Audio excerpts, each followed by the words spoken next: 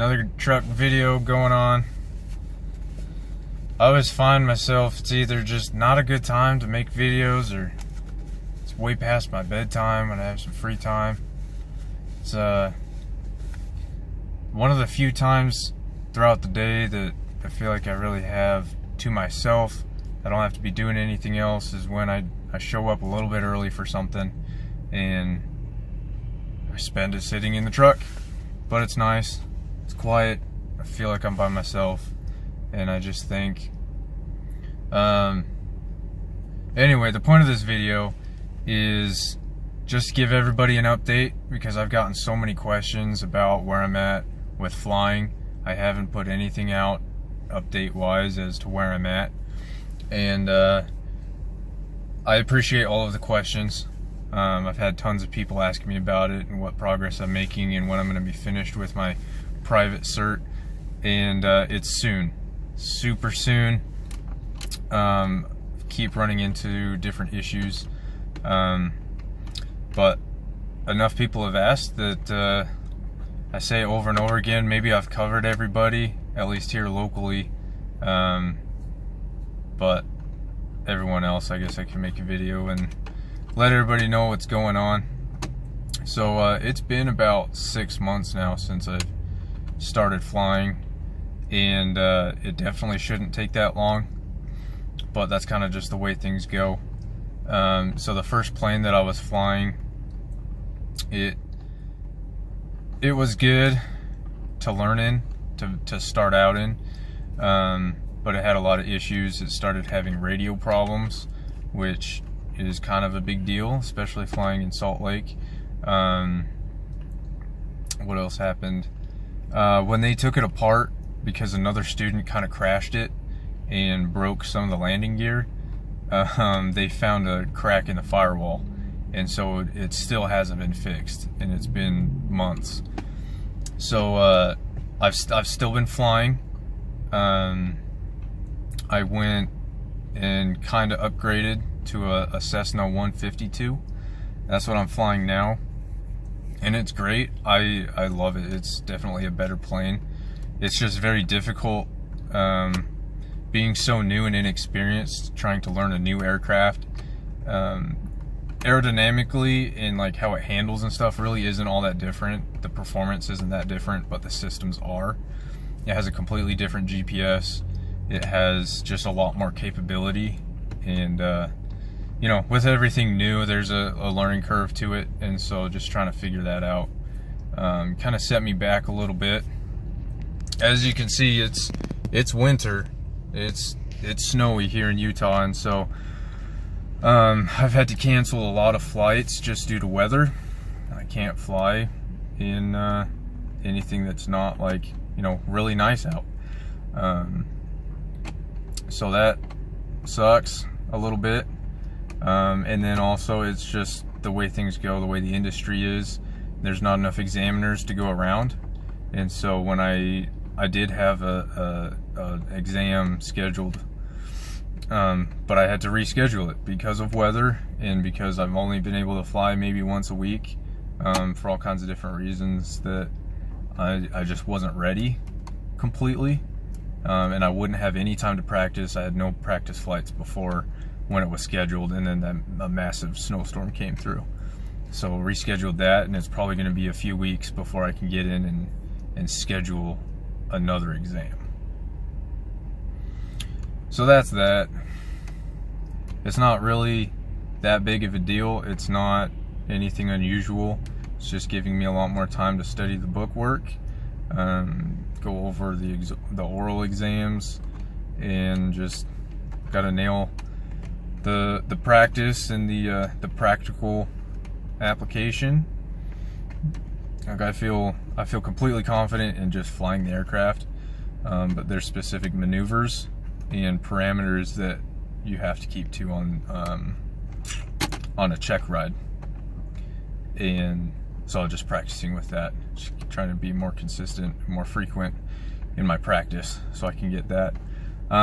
Currently, as of today, I think I'm about 55 hours total, and that's average. Like I said, it's been about 6 months, and I was hoping to be done within 3.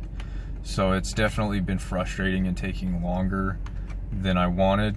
I wanted to be well into my instrument by now, but that's the way it goes. 50 to 60 hours is what people realistically expect to be completed with a private license. So I don't feel too bad about it. The school is good. They're doing everything they can to help me out and to get me going. I really appreciate my instructor. He's not,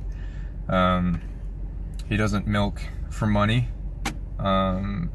Reading into flight schools and stuff, I saw a lot about that. Be careful with some of the older instructors or guys that are kind of just doing it on the side, where they'll keep their students as long as they can. And I don't want to believe it's too common, but you know, there's always the guys out there that kind of ruin it and give everyone else a bad name and keep a student longer than they should, just to get the money, just to get that dual instruction time.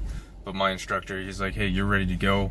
You don't need to be flying. Don't waste your money on just flying just to fly right now. You'll get it later.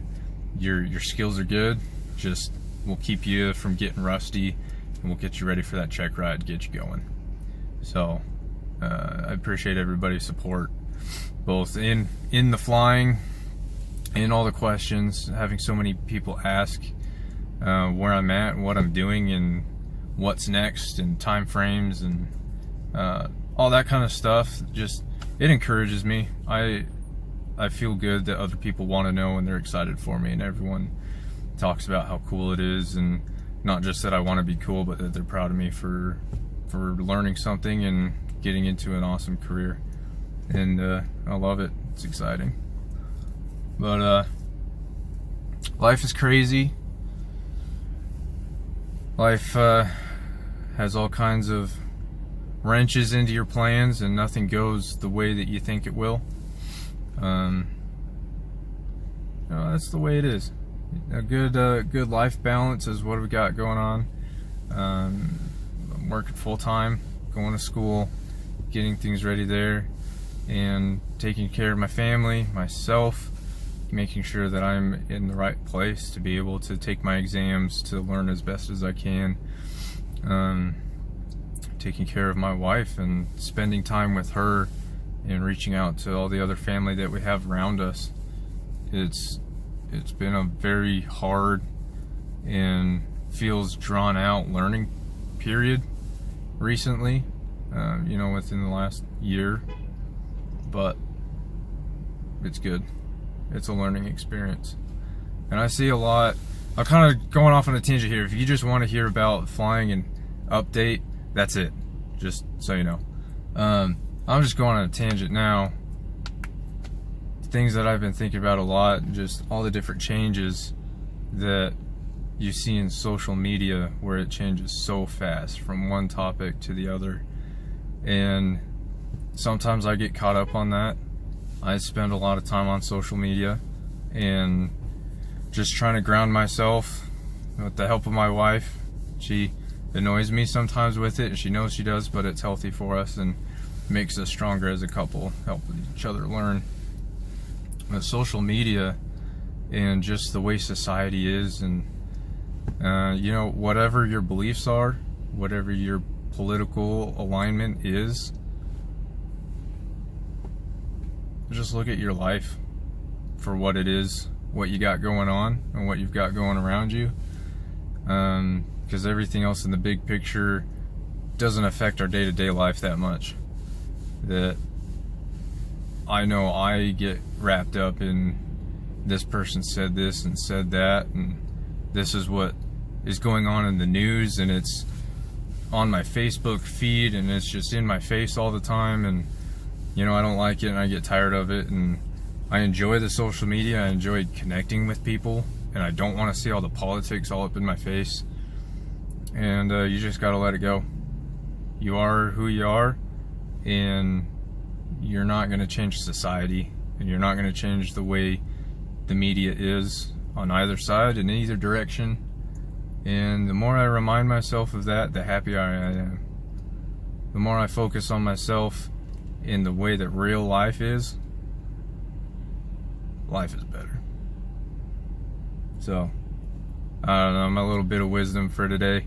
Things that keep helping me, keeping me going, keeping me happy and wanting to grind and make progress and just move forward. So, if you made it this far, I appreciate you. I appreciate everyone that's around me.